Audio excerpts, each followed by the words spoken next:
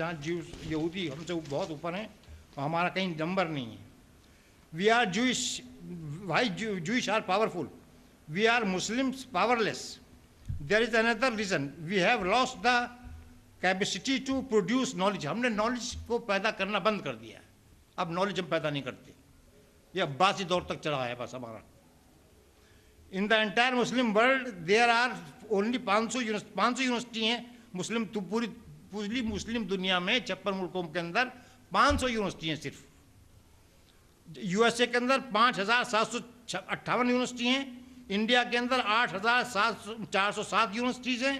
In the top 500 جو دنیا کی 500 بڑی یونیورسٹی ہیں مسلم یونیورسٹی مسلم کنٹری کی کوئی بھی یونیورسٹی ان 500 میں نہیں آتی.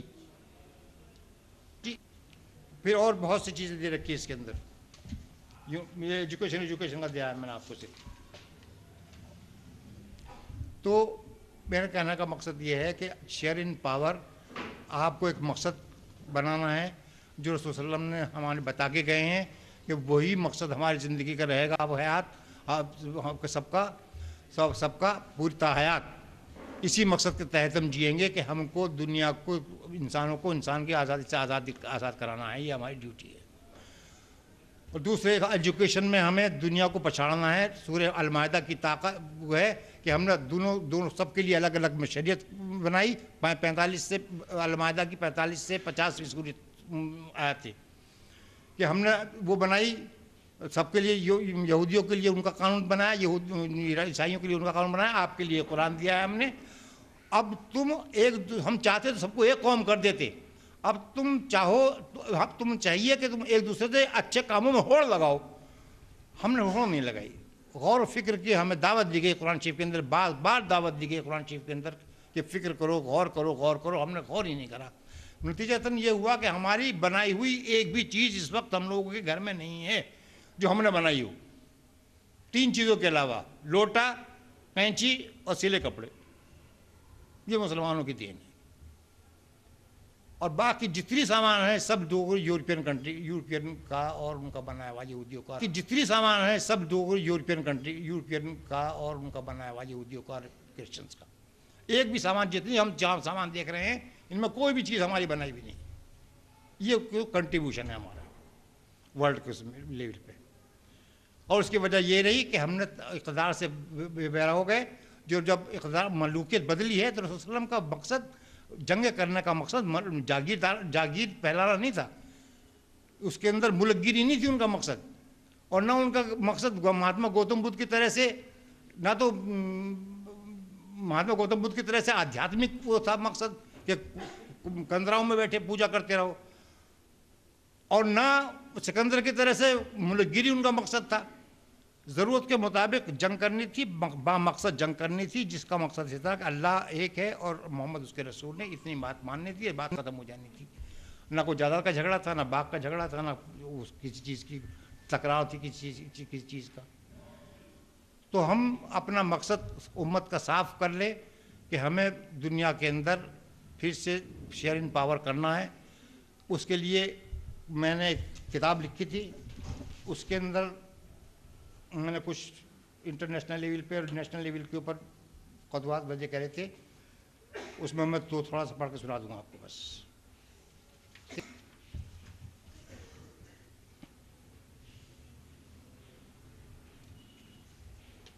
مشترک ہم اگر OIC انٹرنیشنل لیول پہ OIC اگر مشترکہ سیاسی محاذ قائم کرے, مشترکہ دفاعی نظام قائم کرے, مشترکہ اقتصادی نظام قائم کرے, مشترکہ سائنسی تحقیقی پروگرام وضع کرے, مشترکہ کرنسی بنائے, مشترکہ تعلیمی نظام ہو, مشترکہ ثقافتی پروگرام ہو, مشترکہ ذرائع ابلاغ, آسان ویزا سسٹم, غیر ممالک مسلم ممالک کی مسلم امہ کو ہر آرگنائزیشن میں جگہ ہو, اور مسلم ممالک کے غیر مسلم اقلیتوں اور مسلم ممالک کو اقلیتوں کا ایک مشترکہ پلیٹ فارم ہونا چاہیے, تحفظ کی گارنٹی ہونی چاہیے. یہ وہ کرے تھے. اور دوسرا یہ کہ ہندوستان کے لیول کے اوپر جس طرح سے اور لوگوں نے پارٹیاں بنائی ہیں, اپنی پارٹی بنائی ہے, ہم بھی ایک پارٹی بنائیں.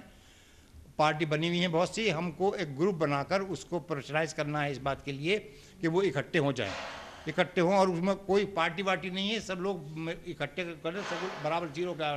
میں نے بھی 13 سال کوشش کر کے دیکھ لی, میں بھی ناکام ہو گیا.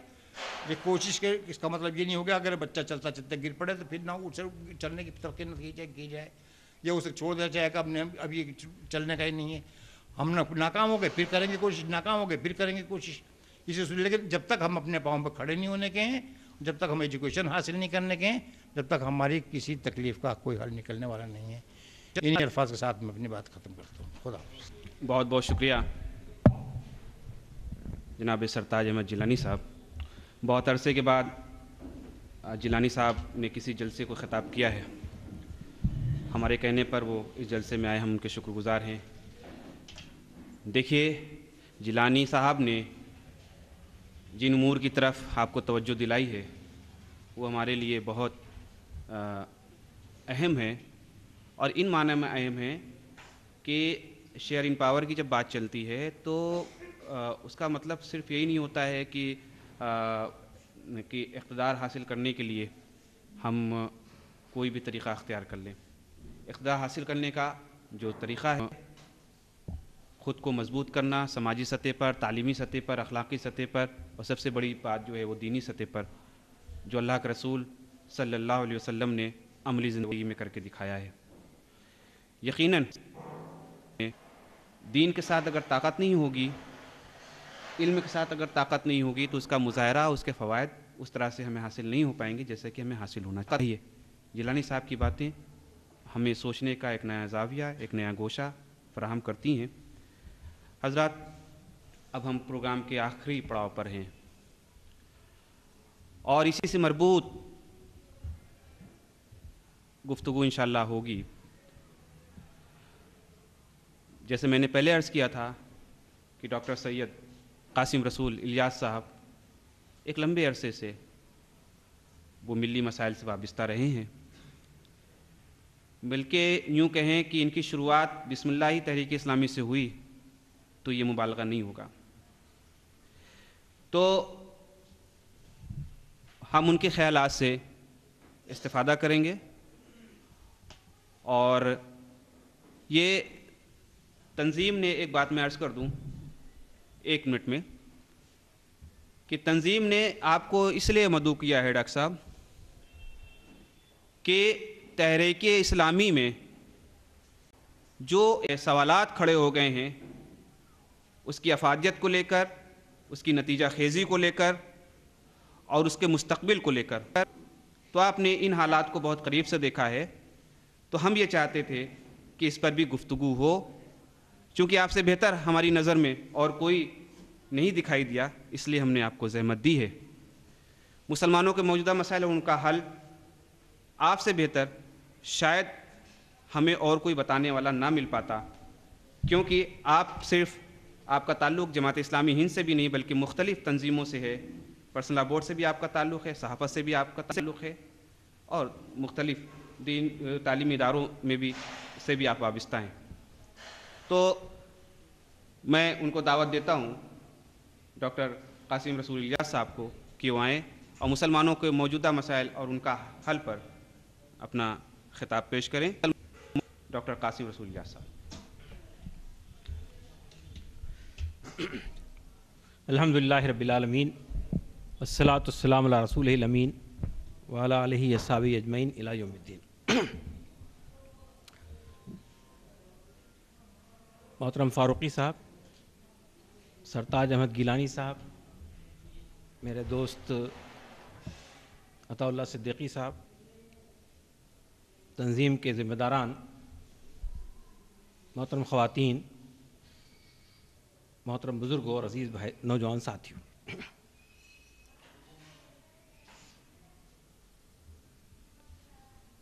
مجھے چونکہ ابھی سفر کرنا ہے تو شاید میں طویل گفتگو نہ کر پاؤں, اور مجھ سے پہلے محترم گیلانی صاحب نے بہت ساری ان باتوں کو ٹچ کیا ہے اپنی گفتگو میں جس پر میں آج اظہار خیال کرنا چاہتا تھا. میں یہ کوشش کروں گا کہ موضوع جو ہے مسلمانوں کے موجودہ مسائل ہے, اور اس کو ڈیفائن نہیں کیا گیا کہ مسلمانوں سے مراد ہم ہندوستانی مسلمانوں پہ فوکس کرنا چاہتے ہیں یا پوری امت مسلمہ کو سامنے رکھ کر گفتگو کرنا چاہتے ہیں.